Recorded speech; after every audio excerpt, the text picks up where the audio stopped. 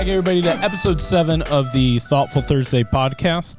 Today we are looking, kind of jumping off of Mike's message from this past Sunday and looking at Moses' hesitance to follow God's plan for his life, and we're going to be talking about that. So before we get started, we're just going to jump in and read the passage from Sunday, just a reminder, and then we'll jump in. Sound good? Yes. Sure. No. I'm back. Go ahead. Yeah, welcome back, Mike. Thank you. We got Mike. Glad to be here. After a 1-episode Hiatus. plus 40 minutes. So this is out of Exodus chapter 4, verses 1 through 13. Says, but Moses protested again, what if they won't believe me or listen to me? What if they say the Lord never appeared to you? Then the Lord asked him, what is that in your hand? A shepherd's staff, Moses replied. Throw it down on the ground, the Lord told him. So Moses threw down the staff, and it turned into a snake. Moses jumped back. Then the Lord told him, reach out and grab its tail. So Moses reached out and grabbed it, and it turned back into a shepherd's staff in his hand. Perform this sign, the Lord told him. Then they'll believe the Lord, the God of their ancestors, the God of Abraham, the God of Isaac, and the God of Jacob, really has appeared to you. Then the Lord said to Moses, now put your hand inside your cloak. So Moses put his hand inside his cloak, and when he took it out again, his hand was white as snow with a severe skin disease. Not cool, God. Now, put your hand back into your cloak, the Lord said. So Moses put his hand back in, and when he took it out again, it was as healthy as the rest of his body. Also, if you stopped here, this would be like a David Blaine magic trick. Everyone's going, oh! That is absolutely true. That music was going through my head. Da-da-da-da. Okay. Carry on. It's the worst song Keep on ever. going. No, can't do it. Copyright issues. The Lord said to Moses, if they do not believe you and are not convinced by the first miraculous sign, they will be convinced by the second sign. And if they don't believe you or listen to you even after these 2 signs, then take some water from the Nile River, pour it out on the dry ground, and when you do, the water from the Nile will turn to blood on the ground. But Moses pleaded with the Lord, O Lord, I'm not very good with words. I never have been, and I'm not now, even though you've spoken to me. I get tongue-tied and my words get tangled. Then the Lord asked Moses, who makes a person's mouth? Who decides whether people speak or do not speak, hear or do not hear, see or do not see?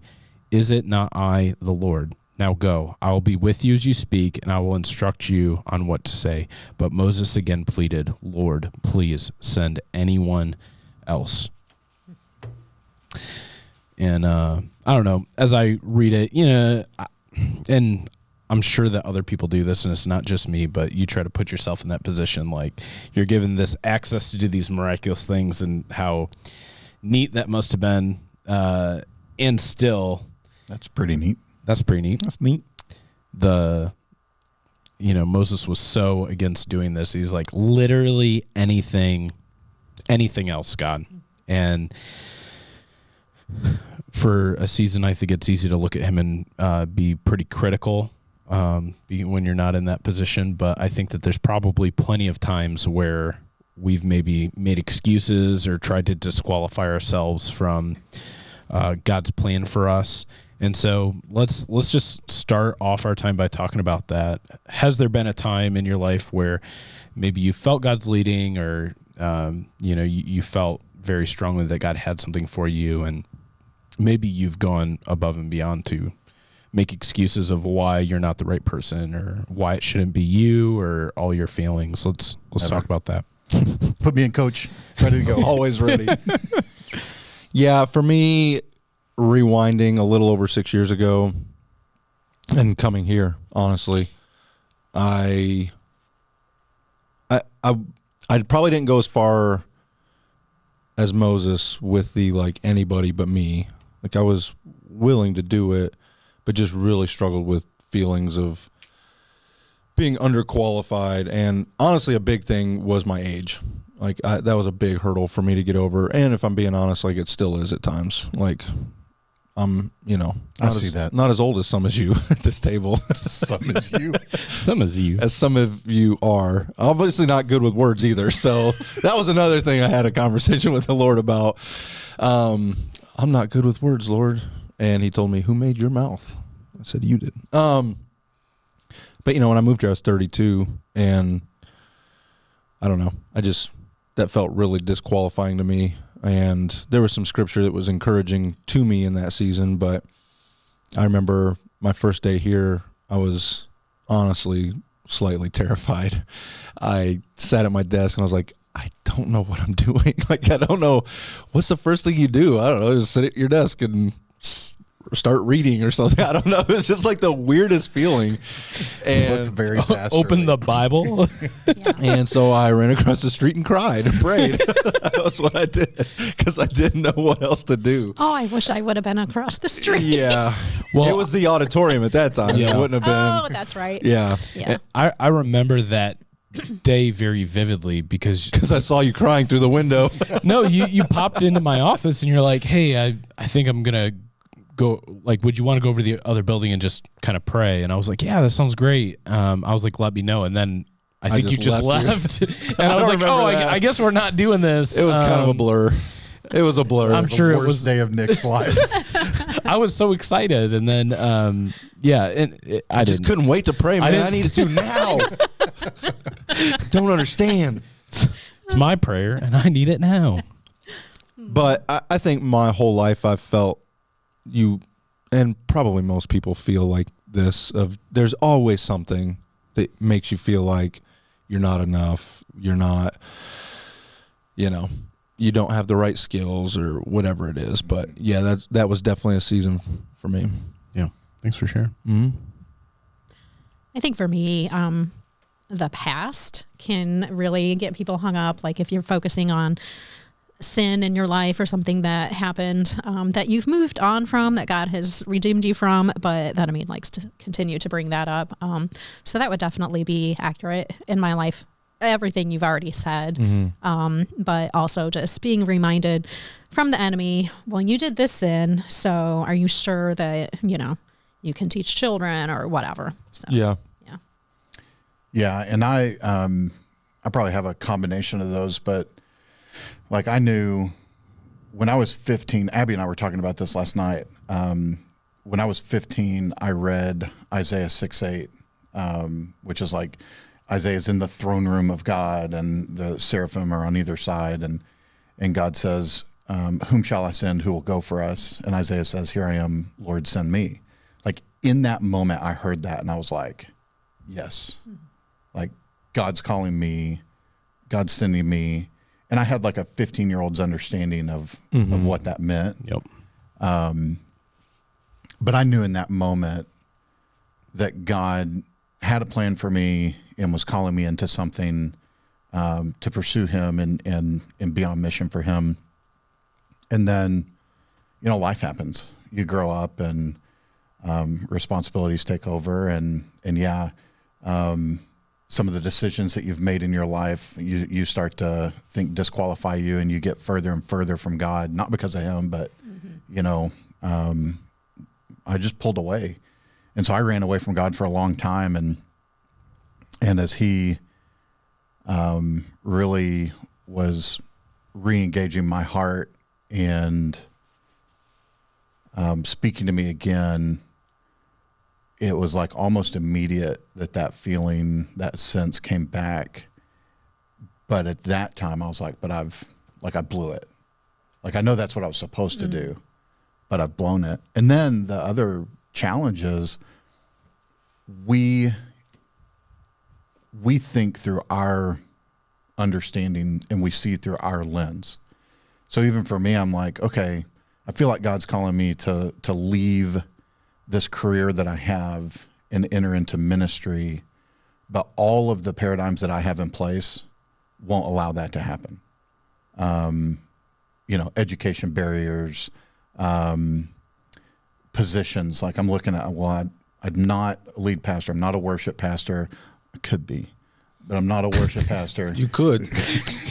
You could somewhere. Really, really bad one. I'm not a student pet. Like you go through all these things and I'm like, I don't fit there. I don't fit there. I don't fit there. So clearly God can't do this because you're looking through your own understanding of it. And When I started here at New Hope, I was an interim youth pastor for. It's still technically interim. I mean, Just keep extending. Yeah, it's just always Hey. no. It's still interim. Okay, thanks. I'll keep on a- that in the back of my mind. You're still in your 10-year probationary period. I only have like 1 month left. Will it be 10 years and 1 month? Mm-hmm. Really? Wow. The We should I don't know. have Heck a- of stuff. I don't know. I Throw was a thinking- party. Yeah, have like a muffin or something. Yeah. yeah, maybe a muffin or Smoking an a turkey. iced coffee. Celebrate. Smoking Oh. a turkey. I mean, if you can make it good enough. If it can make my top 5, Smoked turkey actually sounds incredible, but it does. I was interim here for maybe 6-7 months, and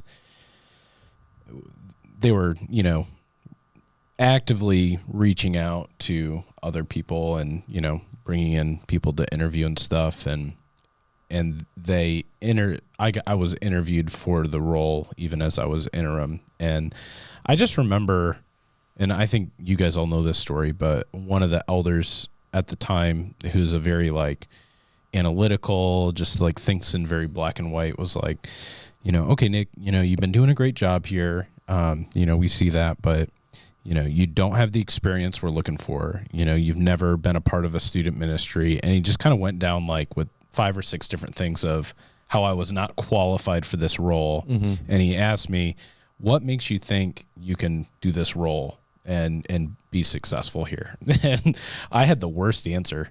I was like, I can't.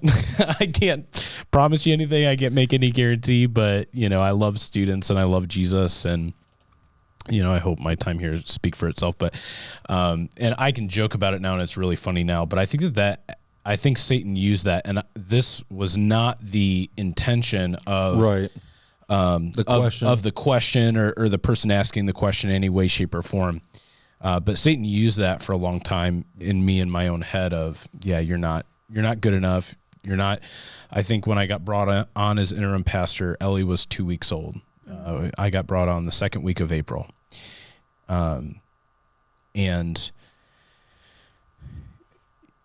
that just really, I wrestled with that for a long time. And I think, maybe at times still do, of just, what are you doing? You haven't been a parent. You don't know how to raise teenagers, and you're trying to give parents advice on how to raise their teenagers. And so, obviously I was offered the job, and I did not say no. I didn't try to disqualify myself.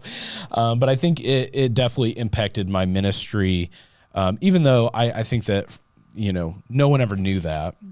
But I think that there's probably things I would or could have done differently that I would have if I had maybe more confidence. And Or I think, again, the reality is you weren't. no, absolutely, 100%. Like, I wasn't, you're not. Yeah. There's nothing in our own nature that qualifies us. Our best works are like filthy rags. Yep. So I think it's the motivation behind the thought, like, I'm going to allow these thoughts to, drive me into a darker place, or an acceptance of the reality, and then be amazed at God's goodness and grace. It's just all that perspective. But And I think, that's why I think your answer probably worked. no, sure. Like, there was an honesty of, yeah, you're right. I think if I could go back and change one thing, it would just being more honest with the people around me of how I was feeling, because I think that could have changed a lot, which kind of leads us into the next thing we want to talk about is because maybe you're sitting, working out, doing whatever, listening to this or watching this podcast, and maybe you're in the position where God has put something on your heart and you know that it's from Him, but you're wrestling with these feelings of, not believing in your abilities, your giftings, your talents, or even maybe you're called to what God has called you to. And it doesn't have to be a massive, become a pastor. It can be, love on my neighbor that's next door. So I'd like to just open it up. What advice can we give someone who's maybe struggling with believing in themselves, believing in what God has for them, and maybe kind of, what, I could share my faith with my neighbor, but, Mike, Daniel, Cammie can do it better than I can. So I'm just going to keep my Definitely hands not. off. We don't know your neighbor. Yeah. So for me, anytime I get in my head like that, I tend to focus on myself and all of my inadequacies, or, I'm just focusing on, I can tend to be a perfectionist. And so I want to get everything right and perfect. And so I get wrapped up in that instead of focusing on God. And I think even in the scripture you read about Moses, it was like, there was a lot of me statements in that. What if they don't believe me? What if, I can't speak? And instead of focusing on who God is and what he can do and his character. So definitely keep focus on God instead of myself. And then I also focus a lot on others and what their calling is, what they're gifted in, what they're doing, what God is doing in their life. And I think especially for women, I don't know if men do this as much, but I just think that women are always comparing ourselves to someone else. So I started in kids ministry simply because Garrett was, 2 or whatever, and he was in the nursery and they needed help. So I tend to say yes, here, who will I send? And I'm like, yeah, send me. And then, just see what happens. So I started volunteering in the nursery and in preschool classes. And then it was just, hey, why don't you help be in charge of this? And brought me on staff. And that was, long ago. I never ever thought in my head that, someday I'm going to grow up and be working in kids ministry. You were grown at that point. I'm saying even as a kid though, that was never even remotely on my radar. That wasn't something you were aspiring to in any way. Yeah. Yep. I know this is not a part of the story at all, or how long ago was that? How many years ago was that? Well, Garrett is 27 and I started volunteering probably, when he was just 25 years ago. Yeah. Yeah. Man, that's awesome. So here we are. But just being very honest, for those of you who go to church here, have children, you know who Misty is. And so constantly comparing myself to her nonstop, because she is so gifted with kids and parents, and just, it comes very natural to her. So I just had to realize that our giftings are not the same. It doesn't disqualify one of us from doing it, but I'm more passionate about teaching and, don't have as natural ability that she has just with parents and connecting with kids. And that's okay. But I just have to celebrate her giftings and, be good with mine. So focus on God. Don't compare yourself to others. And then I kind of already said this, just be willing to say yes. Yeah. You just have no idea what God's going to do when you just are willing to say yes and you obey, even if you are thinking, I don't know how this is going to go down or work out, but yeah, my mentor.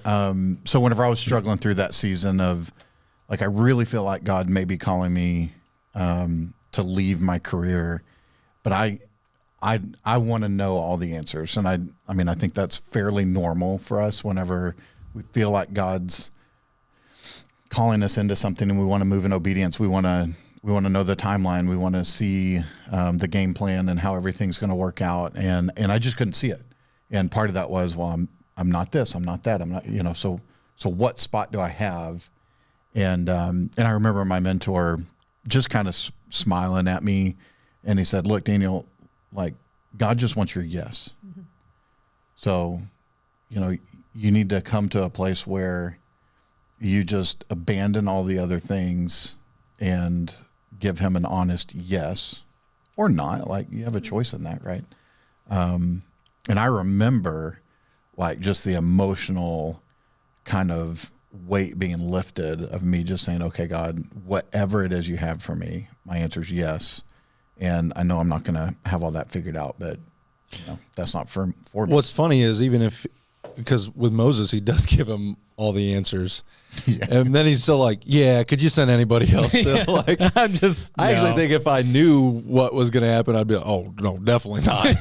Nope. But at the same time, I would be thinking, okay, I'm going to throw this staff that I have used shepherding sheep. I'm going to throw it in the Nile River, whatever. I'm on the ground. On the ground. Is that what it was? Yeah, drown that snake. No, I'm talking about when he said that the river will turn to blood. Yeah, but okay. Yeah, on the ground.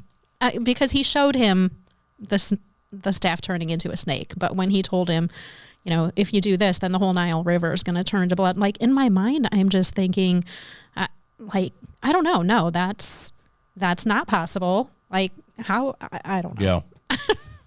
Yeah. I've developed a practice where I will try to boil things down to the simplest form. As far as like decision making, or, like if I have a tough decision to make or a big decision to make, a question I will ask myself, like, is this decision sinful? Yes or no? Like, okay, if it's no, then I can keep moving forward and just kind of keep asking myself some questions. One question I think that's really helpful with this question specifically is, do I believe that God is good?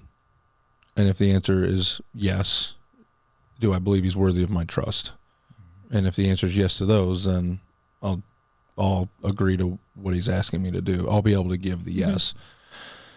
Because I think most people, but my mind just starts swirling with all the what ifs and the what could happens and the, all those things. So I have to sometimes like just take a step back and go, do I believe God is good? Yeah. And is he worthy of my trust? Yeah. Okay. I can shut that other stuff off in my brain now. Yeah.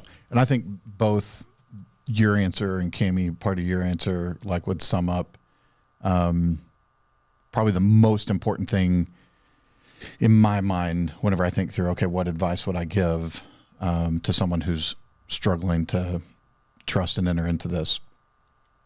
The first thing, and we use this quote a lot, like what comes to your mind whenever you think about God is the most important thing about you. Like, do you believe that God is good? Do you believe that God is worthy of your trust? Because if not, how do you step into How do you this, move forward? right? And so that first question of your theology, your belief of God shapes your ability to step into obedience. And it matters deeply. Yeah. And then the second part of that is, what do you believe about yourself through the lens of God, which comes down to our identity, right? So if God has made me unique and gifted me in certain ways and through spiritual gifts, then I can be secure in who I am and how I'm gifted. And when those comparisons come up, when those lies enter in, like that has to be grounded and rooted and secure in Jesus to allow us to do these things. And so I think those two things. Yeah. I think something kind of going back to Moses not knowing the whole, you're going to wander around for 40 years and then not get to enjoy the thing that Good God, times. God has promised you as a people. Like, I definitely wouldn't want to know that. Yeah. But there's been a couple times recently since I've transitioned out of student ministry where, Jason, the worship pastor, and I, who've kind of been partners in the student ministry, for close to 8.5 years, just the two of us. And, just kind of reminiscing about the good old days when we're in the tiny room in the corner, with, barely enough stuff to make Wednesday night happen, and just kind of what it changed and transitioned to. And, we were blessed with, a growing student ministry and, a new room with, all the resources that we have on Sunday. And if I had known when I started what the student ministry would become, I probably would be like, I don't think I'm I definitely don't have the tools for that. Yeah. And so I think my encouragement or my advice that I would give is just encouraging you. And this also might just depend on your personality style or type. Cause I am, regardless, you may be a person that wants to know the entire picture and the big plan, and so that you can create a 42-step process to get from here to here. You might be a fly by the seat of your pants type person. Regardless, I would encourage you that you don't need to know the whole plan. In fact, you probably will never, because it's not our plan, it's God's plan. And I think for me, that's what my kind of wrestle with is as a pastor and as someone who likes to plan and organize and control things. is how do I, because I think the reality is my plans are so much smaller and more insignificant than God's plans. And if everything that our student ministry did was based on what I came up with, it'd probably be a really sad ministry compared to what it was, when passing that over to Alex. And so I would just encourage you, you don't need to know the whole plan. In fact, it may be actually really healthy for you not to know the whole plan, because you may be able to do things that, you wouldn't think that you were ever capable of or had the ability to do. And I think, the truth from our conversation today is 99% of the time you don't have the gifts to do what God is calling you to do. But the quote on Sunday, I love that you shared, and you might have to correct me, but God will never take you where his power will not enable you. Basically, yeah. Yeah. I love that quote, and that was one that definitely hit home for me on Sunday. Anything else before we kind of move on? I was just wanted to share this example. I actually heard it at the IF gathering. If any of you women were at that this past weekend, but one of the speakers was talking about when there was a famine because there was a drought, there was no rain, and God told Elijah to go to this town, and a widow would feed him, and so he goes there, and a widow is there, and he's like, "Hey, go bring me some bread," and she's like, I don't have bread. I have a little bit of flour and a little bit of oil, and that's it. And he's like, okay, well. So go make the bread. Well, she's like, I was going to go home and use that to make food for my son, and then we're going to die because that's all we have left. And he's like, well, go home, make a small loaf of bread for myself, and your flour and oil will never run out. And so it was just, the speaker did an amazing job of just saying God had given her very simple tools and gifts and abilities, a little bit of flour and a little bit of oil. And he made the bread because her jars never ran empty. So he will do the miracle. So I just want to encourage people. You may be thinking, well, I don't have these big gifts or whatever you do. God uses, the little things like, what little we have. Yeah. Because that's even something that everybody at that time would have had access to, a little bit of oil, a little bit of flour. And I love that. That's a good word. Yeah. Thank you, Cammie. Well, and it's not mine. Speaker from IF Gathering. Hey, share that truth. Mike, did you get a thank you for anything that you shared during this podcast? Not yet. I'm trying to achieve it, though. I'm crediting him with great quotes from Sunday. From Warren Wearsby. Well, this... Turns out none of us are good at saying anything. I credited this woman from IF Gathering. Everything we say is... Well, thank you, Cammie. Yeah. You're Thanks, welcome. Mike. I see you.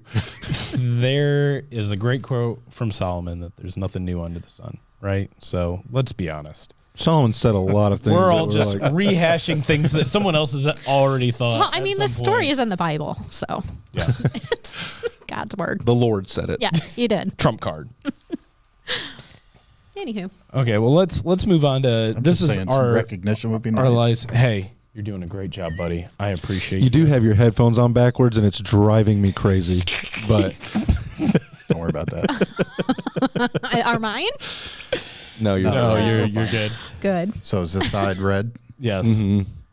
I like it. And that it way. says R and L, and none of ours do on the front because they're on the right way. Yeah. What the reason It was doesn't matter. It's just driving me nuts. I didn't want the cord to cross over my. That makes sense. Yeah, that makes sense. Way. I just wanted it dangling out. He's here. also left-handed, so yeah, that's true. It's probably the right way for a lefty. Actually, what's funny is I looked at it the first time whenever I put my headset on, and then for some reason we couldn't do the podcast. We had to wait, so I took them off. Like around 40 minutes. Yeah. Okay, bud. Please don't break the chairs, okay? The struggle is real with him. Stand up and slide a little bit. If you broke that chair on video, I would freaking lose He had my leg day mind. yesterday. He can't stand Yeah, I can't and stand. move the chair at the same time. Everybody's phones are silent. Oh, I gotta pick up Cal. I really do. Wow. Oh my god. All right, well, that's why I had that alarm. How long are you going to be gone? Oh, 20 minutes. Okay. We'll just wait here. Oh, I'm taking these off. Can you imagine if he didn't have his alarm set? 40 minutes. Yeah. And then I didn't think about looking again. So If I've been looking at you, but like looking past you, that's what I'm like looking at it, and I can't not look at it now. So sorry if I'm staring at you. I thought you were looking You at my taking eyes. notes over there, Nick? Got a good Do little not thing to let have. Daniel put his own headphones on. Are these my headphones? Yeah, buddy. Look, I'm not gifted at certain things. I'm okay with Telling my left from right is one of them. Are my shoes on right? Cal does that sometimes still. You and Cal can be boys. Cal, you put your shoes on the wrong feet too. Let's move into our last kind of thought that we'll talk about today. How do we put ourselves in a position to both hear from God and follow His leading in our life? For the people out there that are listening, thank you, people. We talked about in our last episode how to hear from God, and so if you haven't listened to that, I would highly recommend that you go back and listen to that episode, because the whole episode is about how do we hear from God, how do we put ourselves in a posture, in a position to hear from Him. So maybe we focus more on the how do we follow His leading, maybe when either we don't feel qualified, we're not sure whether it's just us or God, or maybe we just don't want to. Like in Moses' case, he was given all these tools and resources. And I like to imagine in this story that God is just like, oh, I don't care whether you want to or not. I'm going to make you do this. Yeah. I mean, we've all done that as a parent, right? To our kid, where it's like, yeah, we're just at the point now where There's no more wise. No, I'm not letting up. And, so I'd love to throw this out there and see if I get pushback on this, which is totally okay. So Abby and I were having this conversation last night, and in the context of this conversation, like, one, we're talking about Moses, who has a very dramatic encounter with God on more than one occasion, where God is clearly speaking to him to do something and do something big. We've shared stories about a specific, call to ministry, to leave a job or something like that. I do think sometimes we get paralyzed by the idea that we're waiting for that moment to happen, for sure. like the burning bush moment, for God to audibly like make something so clear. And I would just say, I have very few of those moments or testimonies in my own life where I feel like God is just very clearly moved in such a way where it was like really big and really clear. Almost audible. Yeah. Yeah. And Abby and I were talking about this. Like, I believe God gives a ton of freedom in how we move, where we go. Some things are really clear, and, putting ourselves in position to hear from God has a lot to do with being in His Word, has a lot to do with being in prayer, being sensitive to those nudges from the Holy Spirit. And then I love, Cammie, what you said, like, you put yourself in a position to say yes to serving in a ministry. You weren't responding to a call. Yeah. Yep. Yes. Yeah, I did I not mean- feel called. It was just, there was a need. There's a need, and so I you was just stepped like, into okay. it. Yeah. Yeah. And then, There's a lot of needs right now in the nursery. Little plug. Nursery plug. but the point being, like, sometimes we just need to take a step, and it may not be like God hitting us over the head or showing up in a burning bush to tell us to take that step, but we know, like, this is a godly step to take. Yeah. I should love my neighbor. I don't need God to hit me over the head and tell me to love that neighbor. I just should. And then in that process, God begins to work and do something. Yeah, I don't think there's any pushback there. We talk about Moses' burning bush experience because it is amazing, but he was a murderer taking care of his father-in-law's sheep for 40 years. Yeah. Yep. There was nothing exciting, thrilling, life-changing about that. It was a 40-year-long career of shepherding before this moment. And we have, because we read these stories or we hear them when we're kids, we just expect a life of burning bush after burning bush after burning bush after burning bush. It's like, you may get one of those, in your life, and it might be in 40 years, and you might be an accountant for 40 years. You might be a stay-at-home mom for 20 years. Like, and I understand the discouragement maybe of that, but just really battle that, and knowing that's what when Jesus left, that was making disciples, right? Like, and it's doing the thing in front of you. And you will at some point probably have a moment where you go like, I clearly know God is telling me to do this, if you put yourself in the position to hear it. And it might totally catch you off guard, like it did Moses. Like, he's just, oh, that bush is on fire. Like, wonder what that's about. Yeah. But the bush is talking to me. And I think the encouragement in that is like the same God that is with you in that huge call is the same God that's there while you're shepherding, right? In the day-to-day as you're following him, the same God sustaining you, empowering you, encouraging you, gifting you to do those things. And that's one of my frustrations with social media, honestly, is that's not enough anymore. Like, it's always, am I doing something big enough? Is it wow enough? Is it cool enough? Is it, oh, look at what these people did in the Bible and look at what these people are doing online. I should be doing more, it's like, well, no. Like, your life is quote unquote boring, That's not the worst thing in the world, especially to your kids at home, who you are changing their lives, or to the people that you serve as an insurance agent. Like, serve them well, you're making a difference. We just get so obsessed with chasing that high of what's wow versus like what is like now in front of me, and living in that. Go ahead. Sorry. No, I was just going to say that was really the big point of that story I shared from the If gathering about the woman that fed Elijah. She was there in the moment, like for every one of us. We are here right now in the place we're at the time we're at, for a very specific reason. So we don't have to think, well, someday when I am sent to some foreign country and can be like, no, it's right now. It's today. And so, especially if you believe in Jesus, his, God's Spirit lives in you and empowers you. So take that authority and the power that you have for right now. I don't know.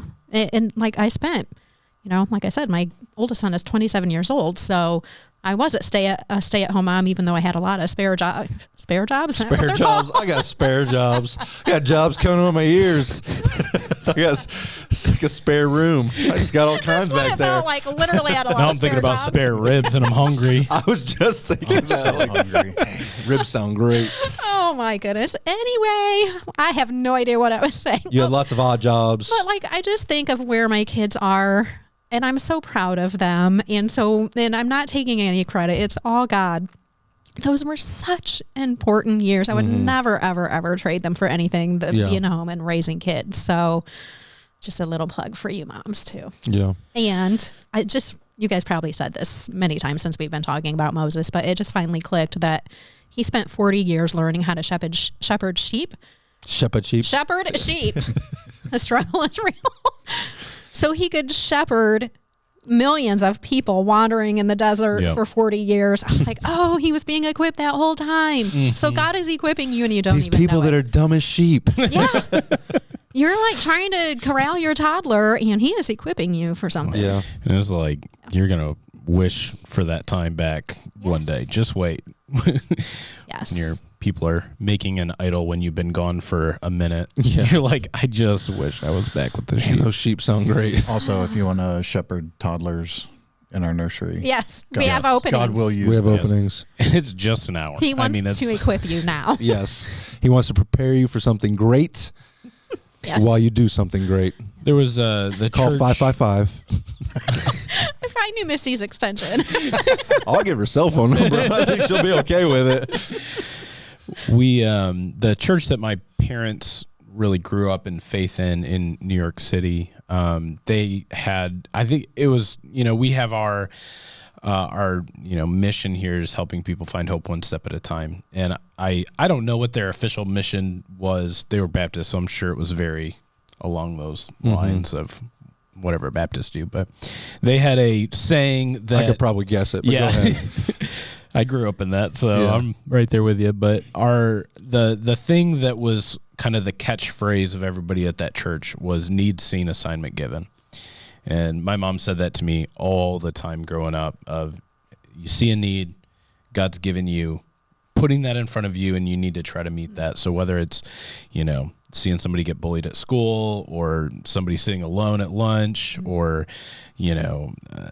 an opportunity is in front of you, whatever it is, from a young age, doing little things like that to, even in college, my mom would still say. That's why I sit with you at lunch. I know. I was just thinking that, like, genuinely, Nik does that very well. Like, you jump up and meet needs as quickly as you can, including like bussing a table at lunch. Yeah. It's interesting. Good job, Nik. You got to thank you. Yeah. Oh, We should be keeping score. And Yeah. I'm not going back through this episode and counting. and great job, Melinda Yes. Yeah. Thank you, Melinda and Jeff. and Jeff. Jeff had a part of it too. But that really was something that I think as we're talking through all of this, it's something that has been brought to the forefront of my mind because I think that can be a place that we go in our faith. And honestly, even for me, because I'm like, well, I do this as a job. And so this is my ministry. And I see that as like my ministry begins and ends in the box that I oversee. And I've definitely felt over the years this tension of, I have people in my life that God is putting in front of me that because of where I'm at and what my role is, I'm like, well, that's kind of outside of my thing. And God is putting needs in front of you all the time, whether it's within your family, at Walmart, and the checkout, as you go throughout your life, God is putting needs, putting people in front of you that, he may be asking you to step into their life, and you don't need God to be like, Cammie, go do this, to respond to that. And I think that my another encouragement would just be don't wait for that moment for God to yell down to you. Take advantage of what He's putting in front of you right now. So It's a good thing too that like you can't use that box excuse anymore because no one knows what the box of your job is. yeah, It's like an origami swan. it's beautiful. It's a beautiful I love it. thing.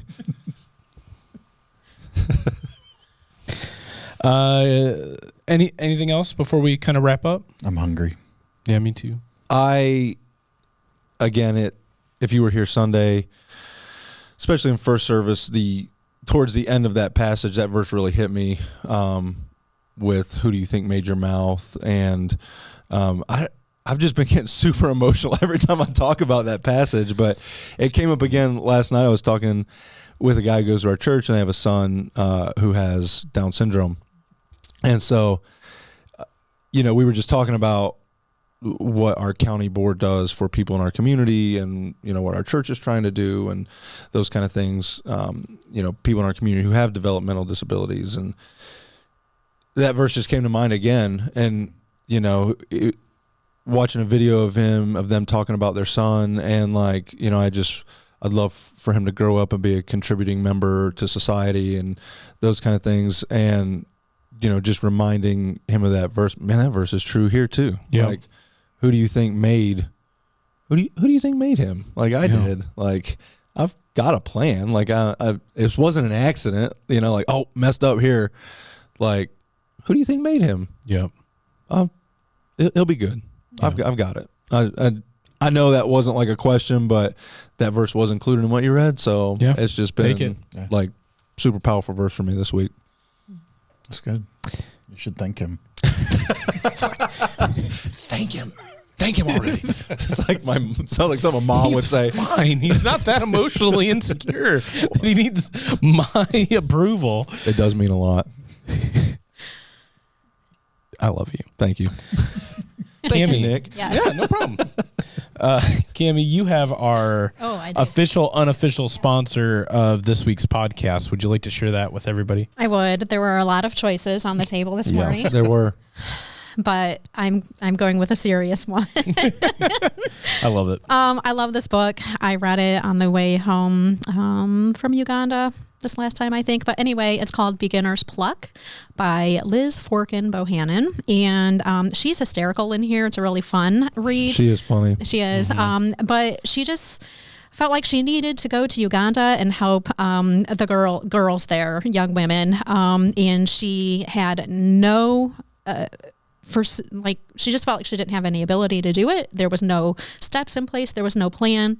She just quit everything here and went. And it's just a really cool story of how God used what looked like absolutely nothing to build. I think she has an entire clothing brand. Yeah. Jewelry, clothing. Yep. I think it's the biggest business or something in Uganda. Don't quote me on that, but it's just an amazing story, and she is helping so many women there just use their abilities. So I thought it was a good little book to plug in right now with what we were talking about. Yeah. Also, guys, if you're looking for a gift for your wife, go to her website. There's cool stuff. Yeah. I've bought Minda jewelry from there, and it's really neat, and it's very thoughtful. I've never stuff. bought my wife anything from there, so if we're being honest, I should throw that out there. Well, thank you for choosing to be honest. He got another thank you. What? I think I'm winning right now, guys. Yeah, it's a comeback victory. I'm in dead last. One of the really Your neat hair things, looks good today. Thank you. Stop. And this color brings out the color of your eyes. Nick's like, I know what you're doing, and I don't care.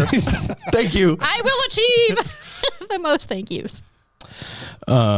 Mike, you were totally maxing out that mic. Your mic was going red. So loud. Sorry. The one thing that I love about this book is it's really about that idea of, beginner's luck is not a thing. And that idea of pluck is like that spirited courage. Like, you don't know all the roadblocks, so you just like power through them all. And that we were talking about it today. I've read it twice now, and I want to read it again now. It's a great book. So I read books. I read books. Well, I guess I'm going to read it a third time. I also wanted you to know I read more than Amish romance novels. Have you read mine yet? redeeming myself. Read mine yet? Never. Oh, Okay. man. Well, thanks for joining us, everybody. We hope you have a great week, and join us back for whenever the next episode is. Yeah. See you.